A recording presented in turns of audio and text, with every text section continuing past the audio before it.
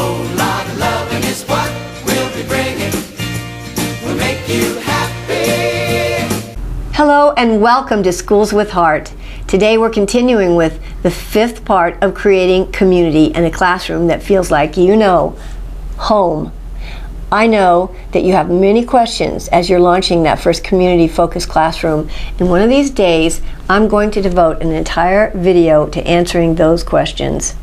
I assure you that, Lord willing, I will be with you many years to come, working hard to start a movement that helps transform the classrooms of America with powerful, life-changing SEL character lessons.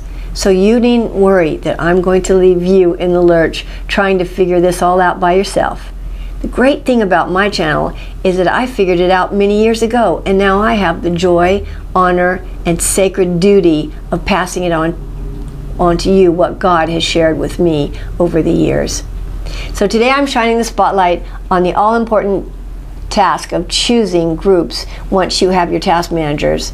That first year I introduced Caring Communities, I created a system that works so well I haven't altered it a single bit. Step one is the all-important discussion prior to picking groups, during which I explain to the entire class that deciding where they're going to sit and with whom has nothing whatsoever to do with sitting with friends. That, in fact, they may be chosen to sit in a group that includes someone that they, for whatever reason, don't even like, much less are friends with. I tell them that the main point of community is to break down walls of separation and barriers to friendships and respectfully embrace each other's differences, work together as a team, and ultimately create a happy place where everyone feels safe, accepted, and appreciated to be exactly who they are. In this discussion, I always point to the Mother Teresa quote where she says, "When we judge others, we have no time to love them." I share stories of my past students who tell the class during the community celebration that they were initially really unhappy that they were in a group with so-and-so, but that once they gave that person a chance and stopped judging them, that they actually became friends. You see how big this is, don't you? Community is a tool that teaches our students the most important lesson of all, how to love. It puts them in a situation where they are, in a way, forced to deal with their limited, self-centered misconceptions about others.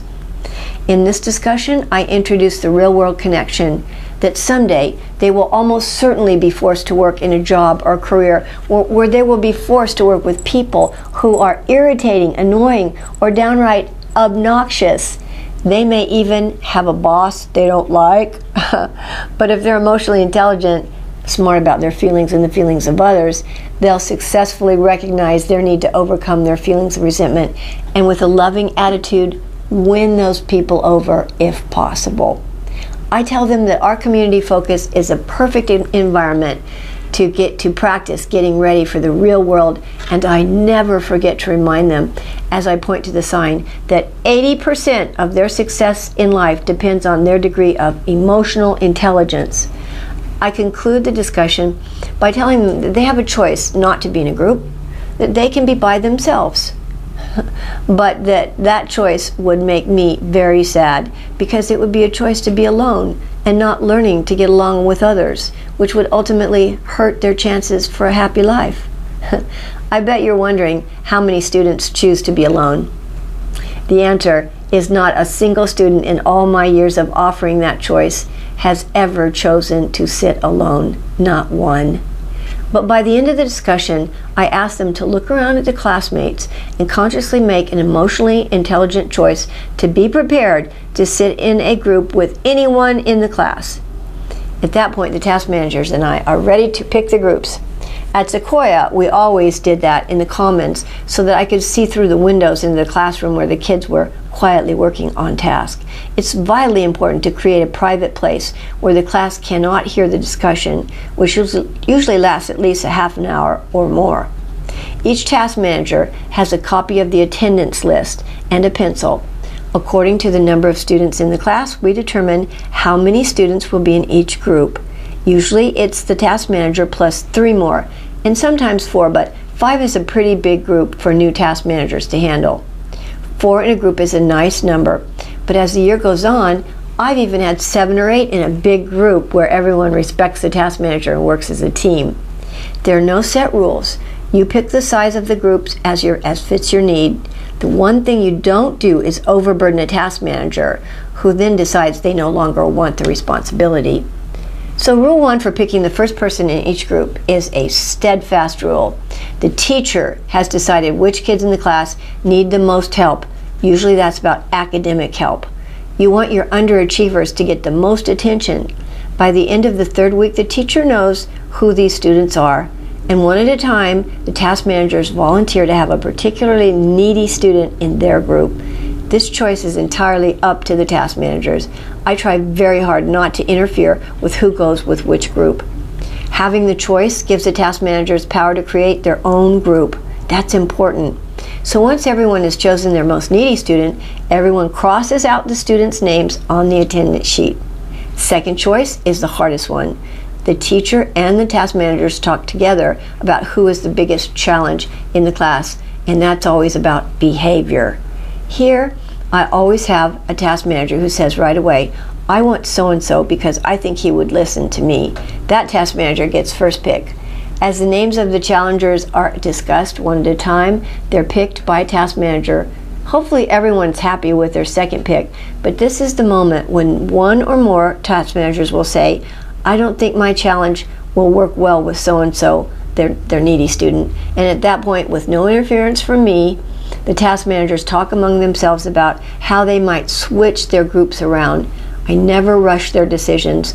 My only comments are about how proud I am of their willingness to give up a student and pick one that is perhaps the biggest challenge in the room, and my assurance is that I will help them every step of the way.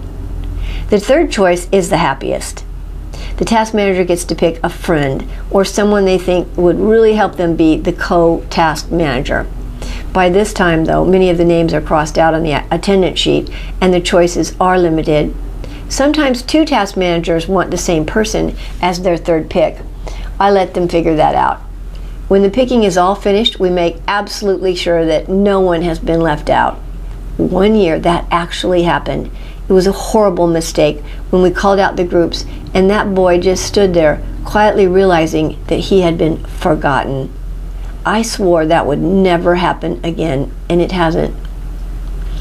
To conclude the picking, I listen thoughtfully as each task manager calls out the names of the people in their group. Sometimes I'll make a comment like, that feels like a really sweet group.